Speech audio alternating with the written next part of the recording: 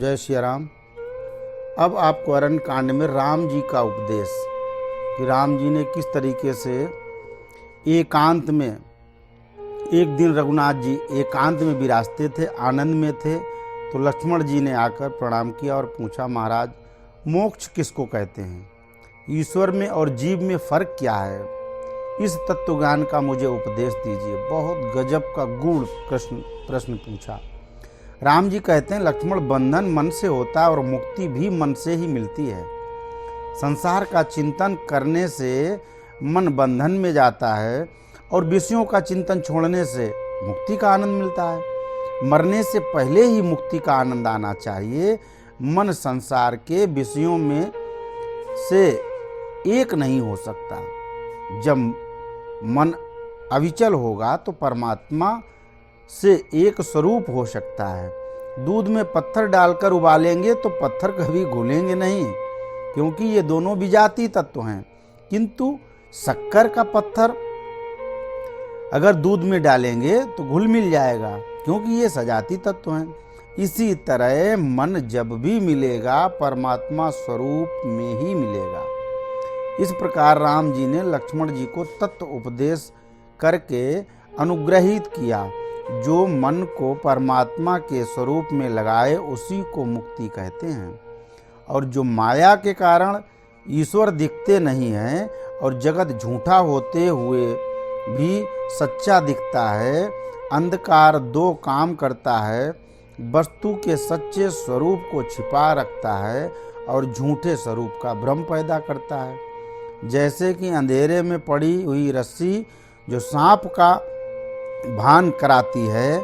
मन की दो शक्तियां हैं, आवरण शक्ति, विशेष शक्ति। जिसको भगवान का ज्ञान होता है उनको ही संसार झूठा प्रतीत होता है। स्वप्न में किसी की लॉटरी लग जाए तो हम प्रसन्न हो जाते हैं, और चोरी हो जाए तो हम दुखी हो जाते हैं। किंतु स्वप्न में जगने पर ही पता चलता कि ये तो स्वप्न है, न लॉटरी लगी न चोरी हुई। माया अनेक तरह से जीव को ईश्वर के भीतर ले जाती है। माया जीव को हराती है और माया की जीत होती है और जीव की हार हो जाती है। माया के कारण ही जीव बंधन में आता है। जो जागता है उसी को परमात्मा का अनुभव होता है। एक मनुष्य को स्वप्न आता है कि 3 साल की सजा हुई, जिनमें से 2 साल की सजा भोग जा चुकी, वह जाग गया। अब बाकी जो 1 साल की सजा कौन भोगेगा। इस तरह जीव यदि अज्ञान रूपी नींद से जागता है तभी भगवत का साक्षात्कार होता है। भगवान साक्षात्कार के लिए आसान साधन भक्ति है। माया को जीतने के लिए भी अनेक साधन है, किंतु भक्ति से मनुष्य अनायास माया पर विजय पा सकता है। राम लक्ष्मण जानकी गोदावरी के किनारे पंचवटी में विराजते थे। तब एक दिन रावण की बहन शूर्पणखा वहां घूमती हुई आई। शूर्पणखा को लगा कि राम अति सुंदर हैं, उनसे बहुत श्रृंगार किया उसने। शूर्पणखा में वासना है, वासना बाहर से मोहक सुंदर लगती है, किंतु वस्तुतः जीव को सताती और रुलाती है। वासना इतनी भयंकर है कि कभी तृप्त नहीं होती। शूर्पणखा राम जी से कहती है कि मैंने आज तक लगन नहीं किया है, किंतु आज आपसे लगन करने को की इच्छा से आई हूँ। राम जी ने कहा, मैं तो एक पत्नी व्रत का पालन करता हूँ, किंतु मेरे भाई लक्ष्मण से पूछ सकती हो। फिर शूर्पणखा लक्ष्मण जी के पास जाती है और लगन करने का प्रस्ताव रखती है। तब लक्ष्मण जी कहते हैं कि मैं तो राम जी का दास हूँ, मेरे साथ लगन करने से तुम्हें क्या सुख मिलेगा। वासना आरंभ में नम्र दिखती है, किंतु वस्तुतः बहुत भयंकर होती है। जटायु ने यह क्रंदन सुना, वह दौड़कर आया। जटायु और रावण का भयंकर युद्ध हुआ। रावण ने जटायु को घायल करके छोड़ दिया। रावण ने सीता जी को लंका में जाकर अशोक वन में रखा। माता जी का शरीर पीला हो गया। उन्होंने जब श्रृंगार छोड़ दिए और वे एक दिन भर राम जी का ध्यान करती थीं। ध्यान करते समय पुरुष हो या स्त्री अपना देहभान भूले तब परमात्मा का साक्षात्कार होता है। ध्यान के लिए निर्मल और दृढ़ मन का सहारा जरूरी है। उसके लिए मन में अच्छे भले संस्कार लाना परम आवश्यक है। सीता जी ध्यान में इतनी तन्मय हो गईं कि पेड़ के पत्ते पत्ते में उनको राम जी के दर्शन होते थे। सीता जी की देखभाल करने के लिए जो राक्षसियाँ थीं, उनमें एक का नाम त्रिजटा था। सीता जी एक दफ़ा त्रिजटा से पूछती हैं कि मैं कहीं राम जी का ध्यान करते करते स्वयं राम बन जाऊं तो राम जी की सेवा कौन करेगा। तब त्रिजटा कहती हैं कि प्रेम अन्योन्य होता है। यदि आप राम जी बन जाएंगी तो राम जी आपका ध्यान करके सीता जी बन जाएंगे। सिया राम की मंगलमय जोड़ी जगत में बनी रहेगी। ध्यान करने बैठे तब मन को संसार से निकाल दीजिए। आहार अल्प लीजिए, ठास ठास के ना खाइए और सात्विक लीजिए। लहसुन प्याज ना होना चाहिए। ज़्यादा खाने से ब्रह्मचर्य का पालन नहीं हो सकता। ध्यान के लिए परिमित आहार और परिमित निद्रा जरूरी है, परंतु इंद्रियों से ब्रह्मचर्य का पालन करना चाहिए। बहुत से लोग शरीर से तो ब्रह्मचर्य का पालन करते हैं, किंतु मन से नहीं करते हैं। शक्कर का खिलौना आखिर शक्कर का ही होता है। सीता राम जी का ध्यान करते करते यदि राम जी बन जाएं तो मायावी राक्षस था। सीता जी की नज़र उस कांचन मृग पर पड़ी। वे राम जी से कहती हैं कि यह हिरन बहुत सुंदर है, मेरे लिए इसका पकड़ के ले आइए। तब प्रभु लक्ष्मण से कहते हैं कि अब मैं जाता हूँ, तुम सीता जी का रक्षण करना। भगवान ये सब जानते हुए भी नाटक करते थे। मारीच बहुत दूर राम जी को ले गया और राम जी का बाण जब उसको लगा तब उसने हे लक्ष्मण ऐसा जोर से चिल्लाया और गिर पड़ा। सीता जी लक्ष्मण जी से कहती हैं कि तुम्हारे बड़े भाई कुछ विपत्ति में पड़े दिखते हैं, इसलिए इतने जोर से तुमको बुलाते हैं। तब लक्ष्मण जी समझाने की कोशिश करते हैं, फिर भी सीता जी लक्ष्मण को कुछ कटु शब्द सुनाती हैं, जिसके कारण आखिर लक्ष्मण जी राम जी की खोज में निकल पड़ जाते हैं। सीता जी को आश्रम में अकेली पाकर रावण तपस्वी का वेश लेकर भिक्षा मांगने आता है। माता जी भिक्षा देने बाहर आई। रावण पूछता है, आप कौन है? सीता जी कहती है, मैं दशरथ की पुत्रवधि हूँ। लक्ष्मण मेरा देवर है और 14 वर्ष वनवास में हम यहाँ निवास करने आए हैं। फिर रावण से पूछती है कि आपका परिचय क्या है? तब रावण कहता है, मैं राक्षसों का राजा धीराज रावण हूँ और तुमको इस वनवास के दुखों से छुड़ाने आया हूँ। अब तुमको मेरे साथ चलना होगा। ये सुनकर सीता जी घबराईं, फिर भी हिम्मत रखकर कहती हैं कि राम जी यदि आ जाएं और एक बाण लगाएंगे तब तुम जीते नहीं रहोगे, सावधान रहना। सीता जी के वचन सुनकर रावण को गुस्सा आया। रावण ने जबरदस्ती सीता को उठा लिया। सीता जी क्रंदन करने लगी। जटायु ने यह सुना, वह दौड़कर आया। जटायु और रावण को भयंकर युद्ध हुआ। रावण ने जटायु को घायल करके छोड़ दिया। रावण ने सीता को लंका में जाकर अशोक वन में रखा। सीता जी का शरीर पीला हो गया था। उन्होंने सब श्रृंगार छोड़ दिए थे। वे दिन भर राम जी का ध्यान करती हैं। ध्यान करते समय पुरुष हो स्त्री हो ये भूले तब परमात्मा का साक्षात्कार होता है। ऐसी चीज़ें जिसको सुनने मात्र से कल्याण होता है, इसीलिए यह लीला की लोग भविष्य में मेरी कथा सुने और जगत को सुनावें तो सबका कल्याण होगा। कथा में बड़ा लाभ यही है कि घंटा 2 घंटा जगत की विस्मृति होती है और शांति मिलती है। सूर्य के पास अंधेरा जा नहीं सकता, जहाँ सूर्य नारायण होते हैं वहाँ प्रकाश सदा रहता है। इसी तरह माया ईश्वर के लिए बाधक नहीं होती, जीव के लिए होती है। सीता से राम जी का वियोग हो नहीं सकता, वे सदा एक साथ विराजते हैं। किंतु प्रभु ने ये लीला की है, जो प्रेम से राम जी को याद करते हैं उनको दुख नहीं हो सकता है। तो राम जी को कैसे दुख हो सकता है?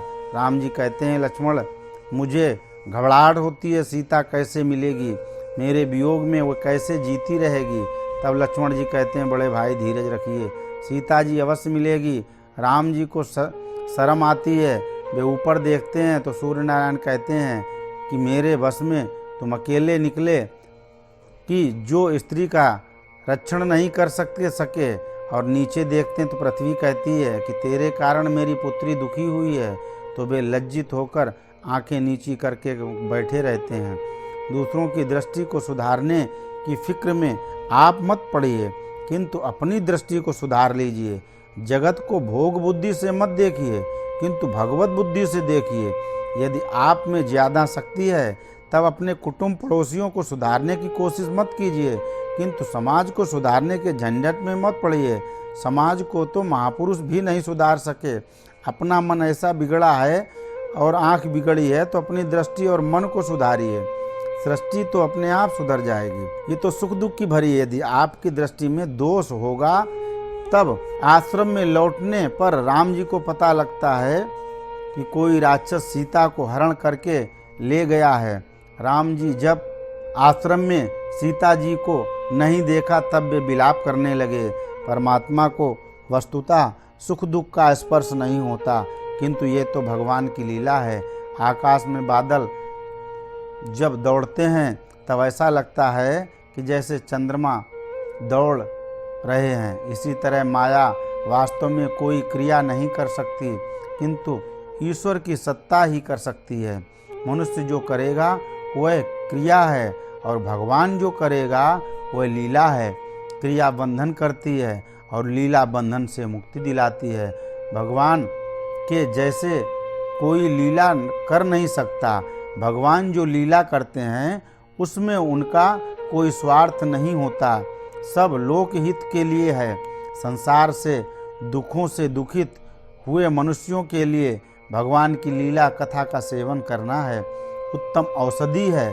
दुख से तृप्त होना जीवों को कथा सुनने के लिए हित की होता है। जीवों की कथा सुनने से मन शांत होता है।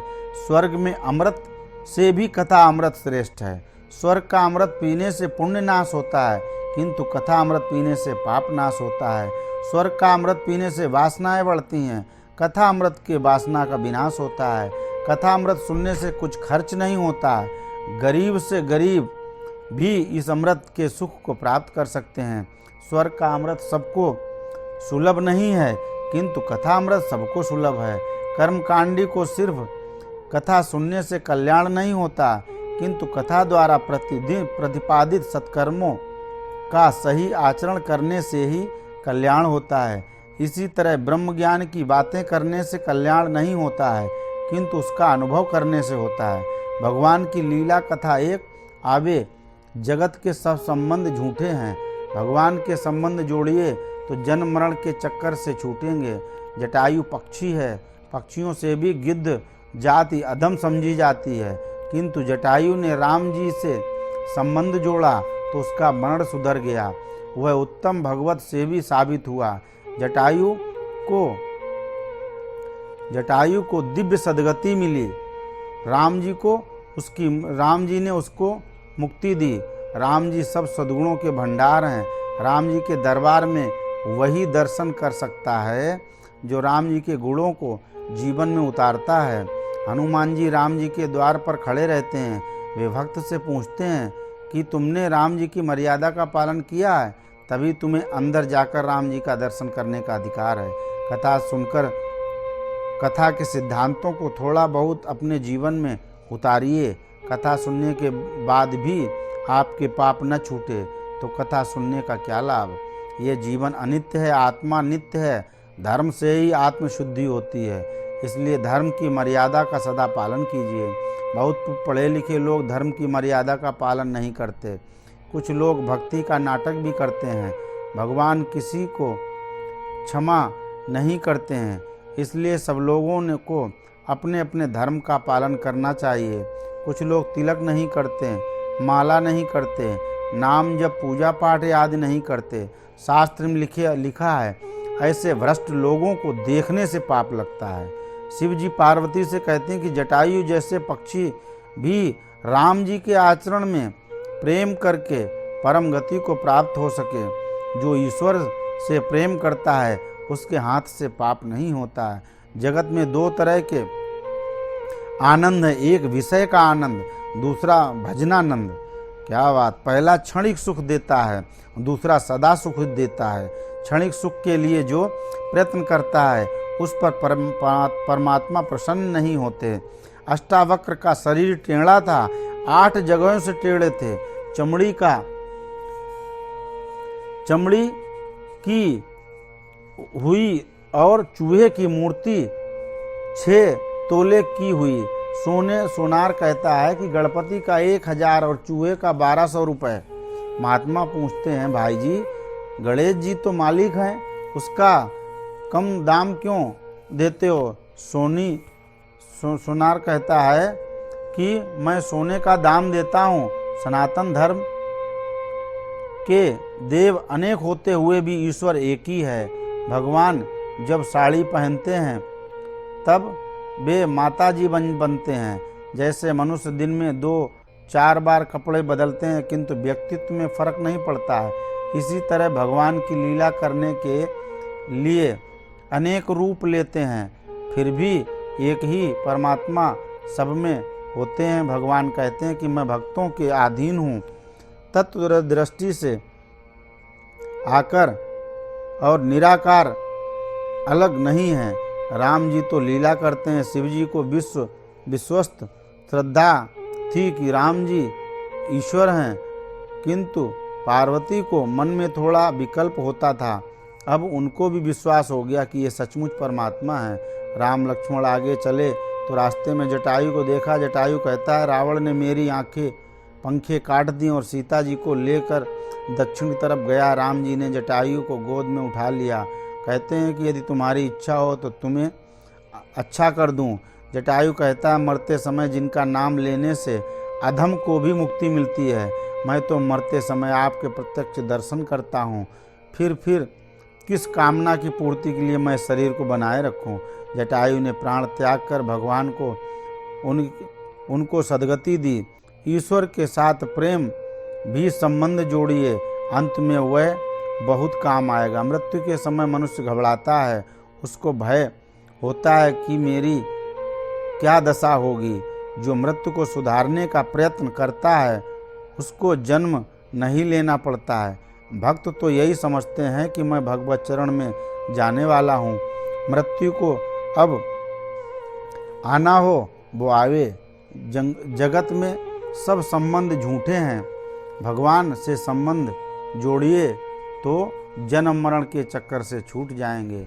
जटायु पक्षी है, पक्षियों को भी गिद्ध जाति अधम समझी, किंतु जटायु ने राम जी के संबंध जोड़ा तो मरण सुधर गया। उत्तम भगवत से भी साबित हुआ। जटायु को दिव्य सद्गति मिली, राम जी ने उसको मुक्ति दी। राम जी सब सद्गुणों के भंडार हैं। राम जी के दरबार में वही दर्शन करने आता जो राम जी के गुणों में उतारता है। हनुमान जी राम जी के द्वार पर खड़े रहते, वे भक्त से पूछते हैं कि तुमने राम जी की मर्यादा का पालन किया। इस तरीके से हमें वैष्णव परम विश्वास से जीते हैं कि एक दिन हमें भगवान के दर्शन होंगे। हमें सतत भक्ति करनी है। मीराबाई के चरित्र में आता है कि वह दिन भर एकांत में कीर्तन और सेवा करती थी। उसकी एक दासी का नाम वीणा था। उसने एक दिन मीराबाई से पूछा कि आप किससे बात करती हैं? मीराबाई ने कहा, मैं गिरधर गोपाल से बात करती हूँ। दासी को आश्चर्य हुआ कि भगवान भी बोलते हैं।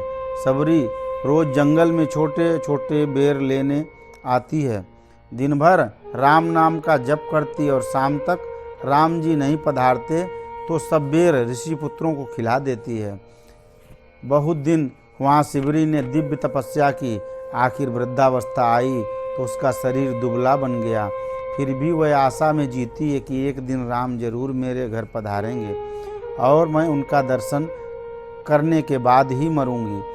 इसी को कहते हैं वैष्णव महाविश्वास। सबरी को लगता है कि भगवान को निमंत्रण देने की योग्यता मुझ में कहाँ। यहाँ बड़े बड़े ऋषि मुनि रहते हैं, फिर भी गुरुदेव ने मुझे आशीर्वाद दिया है। मैं राम जी को तो राम जी जरूर पधारेंगे। आशा बड़ा संबल है। परमात्मा के प्रति अटूट विश्वास ही वैष्णव धर्म का भक्ति योग है। रघुनाथ जी पंपा सरोवर के पास सब ऋषियों को पता लगा, सब कहने लगे कि मेरे आश्रय में पधारिए, आश्रम में पधारिए। राम जी कहते हैं कि मुझे तो सबरी के यहाँ जाना है। ज्ञानी को अभिमान सताता है। जब जीव अपना अभिमान छोड़ता है तभी ईश्वर से प्रेम कर सकता है। यदि जीव अभिमान में यह समझे कि मैं बड़ा पंडित हूँ, बड़ा ज्ञानी हूँ, तपस्वी हूँ, तो भगवान कहते हैं कि मैं तेरा दादा हूँ, मुझे तेरी क्या गरज है। जब तक अभिमान न छोड़ेगा तब तक भगवान नहीं मिलते। प्रभु सबरी के आश्रम में पधारे। उस वक्त सबरी राम नाम का जप करती है और जीवन भर जो तपश्चर्या करे उसको ढूंढते हुए भगवान स्वयं पधारते हैं। भगवान परम कृपालु हैं। महाभारत में कथा आती है, द्वारिकानाथ हस्तिनापुर जाते हैं, तब धृतराष्ट्र उनको अपने महल में भोजन के लिए निमंत्रण देते हैं, किंतु भगवान ना कहते हैं। द्रोणाचार्य कहते हैं कि भोजन करने का समय हुआ है, कहीं तो भोजन करना ही पड़ेगा। यदि दुर्योधन के यहाँ नहीं जाना चाहते तो मेरे यहाँ पधारिए। तब भगवान कहते हैं कि आज गंगा किनारे विदुर जी की कुटीर में जाएंगे। आपका जीवन पवित्र बनेगा तो भगवान बिना निमंत्रण आपके घर पधारेंगे। सबरी को बहुत आनंद हुआ। लक्ष्मण जी राम जी के दर्शन करके सबरी निशब्द हो गई। सबरी के दर्भ के 2 आसन रखे थे, मतलब दूब के 2 आसन रखे जिन पर राम लक्ष्मण विराजे। दोनों को सुंदर बेर भेंट किए और कहने लगी कि मेरी और कोई दूसरी इच्छा नहीं है, आप इन्हें खाइए और मैं दर्शन करूंगी। भगवान वस्तुतः जगत को जिमाते हैं, उनको भूख नहीं लगती, लेकिन भक्त को प्रसन्न करने के लिए भगवान जीमते हैं। भगवान को भक्त बड़े प्यारे लगते हैं क्योंकि वे भक्त भगवान का भोग कर धरते हैं। सबरी के बेर राम लक्ष्मण चाव से खाने लगे। भगवान आपसे संपूर्ण प्रेम चाहते हैं। भगवान को प्रसन्न करने के लिए शरीर बल, बुद्धि बल, ज्ञान बल, द्रव्य बल की कोई जरूरत नहीं है, किंतु प्रेम बल चाहिए। उसी से भगवान को जीत सकते हैं। प्रेम बल बढ़ाने के लिए दृढ़ सतत भक्ति करनी है। और ज़्यादा पढ़ा लिखा होता वह कपट करने से डरता नहीं है। परिणाम में भगवान की सेवा स्मरण वह ठीक नहीं कर सकता। फिर भी राम जी मेरे घर पधारेंगे। वैष्णव परम विश्वास में जीते हैं कि एक दिन हमें भगवान के दर्शन होंगे, तब तक हमें सतत भक्ति करनी चाहिए। मीराबाई के चरित्र में आता कि दिन भर में एकांत में कीर्तन और सेवा करती है। उसकी एक दासी सबरी बेरों को चक चक कर देती है कि कहीं भगवान को खट्टे बेर न खाने पड़ जाएं। किंतु प्रेम में भगवान को इतना पता नहीं लगता कि भगवान को जूठे बेर खिला रही हूँ, जो अनाचार माना जाता है। 252 वैष्णव की कथा में पद्मनाभ दास जी की कथा आती है। वह भगवान को चने के छिलके अर्पण करते हैं, फिर भी भगवान को उसमें मिठाई की स्वाद सुगंध आती है। भगवान कभी ये नहीं देखते कि मुझे क्या अर्पण करते हैं, किंतु भगवान ये देखते हैं किस भाव से अर्पण करते हैं। भगवान सबके हृदय को देखते हैं, कपड़ों को नहीं देखते हैं। किसी तरह भगवान भक्तों के हृदय में विराजते हैं, न कि उनकी वेशभूषा में। अरण्य कांड में सबरी और शूर्पणखा की कथा आती है। शूर्पणखा काम है और सबरी प्रेम है। राम जी शूर्पणखा के नाक कान कटवा देते हैं और सबरी के जूठे फल प्रेम से खाते हैं। कथा में एकाध चरित्र मन में बैठ गए तो आपका भक्ति परक परिश्रम सफल हो जाएगा। ये गृहस्थ का नियम था कि 12 साल में से रोज कथा सुनता था। एक ब्राह्मण रोज रोज कथा सुनाते आता था। एक दिन सेठ को बाहर जाने का हुआ। वे ब्राह्मण से पूछते हैं कि आपकी कथा हम रोज नियम से सुनते हैं, तो इसका क्या प्रतिफल होगा? तब ब्राह्मण कहते हैं, एक दिन जब आपका पुत्र सुनेगा तो वह इस पर चलेगा। सेठ कहते हैं कि मेरे पुत्र को यदि आपकी कथा सुनकर संसार से वैराग्य आ जाएगा तो? ब्राह्मण कहते हैं कि आप 12 साल से कथा सुनते हैं, क्या आपको वैराग्य आया? आपको वैराग्य नहीं आया तो एक दिन में कथा सुनने से उसको क्या हो जाएगा? सुनने से आपके पुत्र को क्या वैराग्य आएगा? तब सेठ कहते हैं, हम तो कथा सुनकर भी मन की गांठ नहीं छोड़ते हैं, ऐसा नहीं करना चाहिए। ज्ञान क्रियात्मक न बनेगा जब तक ज्ञान की कोई कीमत नहीं है। सबरी की कथा सुनकर ये निश्चय कीजिए कि आज से मैं रोज नियमित रूप से पूजा ध्यान जप करूंगा। सच्ची भगवत भक्ति पाने का यही उपाय है। बहुत ज्ञान बढ़ने के बाद कोई कुतर्क करे तो इससे अज्ञानी ही रहना अच्छा है। ज्ञान वास्तव में परमात्मा का अनुभव करने के लिए होता है। राम जी कहते हैं कि मुझे प्रसन्न करने के लिए बहुत पढ़ने या उच्च जाति में जन्म लेने की जरूरत नहीं है, न बहुत धन का जरूरत है। वेदांत का अधिकार केवल विरक्त को ही होता है। भक्ति मार्ग आसान और सरल है। किसी भी जाति का हो, कोई भी जगह हो, कोई भी समय हो, भक्ति सब कर सकते हैं। लोग पूछते हैं कि भगवान से प्रेम करने का उपाय बताइए। भक्ति का या भगवत प्रेम करने के लिए श्रद्धा, विश्वास, प्रयास और लगन की जरूरत है। घर के लोग आपको आराम मिले इस दृष्टि से आपकी सेवा करते हैं तो आपको उनके प्रति प्रेम होता है। इसी तरह आप मानिए कि भगवान ने मेरी योग्यता से ज़्यादा मुझे मान और धन दिया है। इसी कृतज्ञ भाव से भगवान से प्रेम करते रहिए। भगवान ने जीव पर अनेक प्रकार उपकार किए हैं।